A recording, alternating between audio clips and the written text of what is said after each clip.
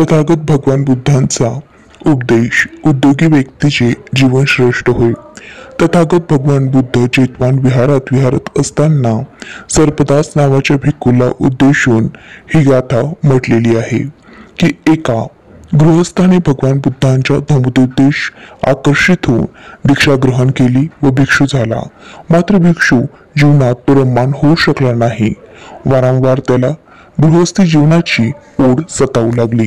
मात्र भिक्षू जीवनातून पुन्हा गृहस्थी जीवन पत्करणे त्यास अपमानास्पद वाटू लागले व म्हणून त्याने आत्महत्या करण्याचा निश्चय केला. एक विषारी साप असलेल्या भांड्यात त्याने हात घातला की जेणेकरून सर्पदंशाने त्याला मृत्यू येईल. मात्र असे काहीही घडले नाही. प्रयत्न करूनही साप त्याला चावू शकला नाही. म्हणूनच त्या भिक्षूला सर्पदास म्हणून सारे ओळखू लागले. दुसऱ्यांदाही त्याने आत्महत्येचा प्रयत्न करून पाहिला. एका धारदार चाकूने आपला गळा कापण्याचा निर्धार केला, परंतु त्यातही तो अयशस्वी झाला. त्याच्या जीवनभर त्याने दशशीलाचे आचरण केले होते आणि त्याचाच परिणाम म्हणून आत्महत्येचा अकुशल कार्यात तो अयशस्वी झाला. शिलाचाराचे तेज अचानक त्याच्या चेहऱ्यावर झळकू लागले होते. त्याचे शरीर एका विशिष्ट आभामंडळाने वेष्टित झालेले होते आणि त्याचे शरीर प्रीती आणि सुखाच्या आनंदाने भारून गेले होते. त्या प्रीतीला स्वतःपासून अलिप्त करून त्याने त्याचे मन अंतर्गत ज्ञान प्राप्तीकडे वळवले आणि लवकरच अरहंतपद प्राप्त करून तो जेतवन विहाराकडे जाण्यास निघाला. भिक्षू सर्पदास विहारात आगमन झाल्यानंतर इतर भिक्षूंनी त्यांना विचारले की म्हणते आपण आजपर्यंत कुठे गेला होता आणि हा चाकू आपल्या हाती कसा? त्यावर भिक्षू सर्पदासांनी उत्तर दिले की प्रथम मी आत्महत्येचा विचार केला होता व स्वतःचा गळा कापण्यासाठी चाकू बरोबर घेतला होता. मात्र आता मी माझा गळा कापण्याऐवजी अंतर्दृष्टीच्या ज्ञानरूपी चाकूने माझ्या मनाचे सर्व विकार मी कापून काढले आहेत. अर्थात मी अरहंत झालो आहे.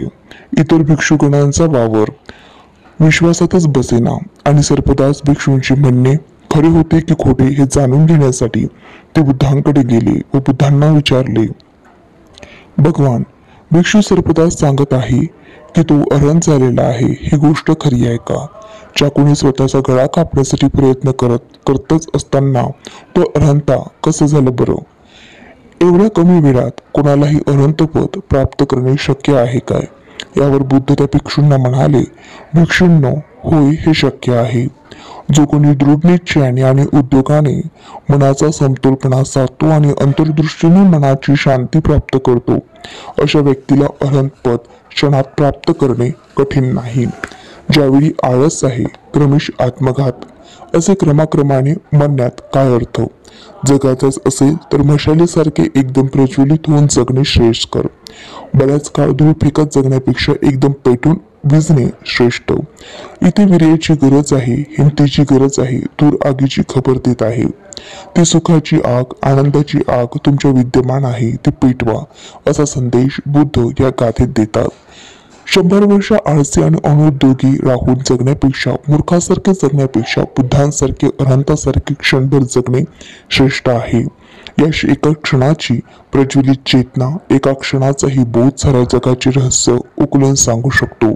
सर्व पडदे दूर करू शकतो. जे प्राप्त व्हायला हवे ते एका क्षणात प्राप्त होऊ शकते. फक्त त्वरा हवी, वीर्य हवे. तथागत गौतम बुद्धांचा उपदेश. नमो बुद्धाय.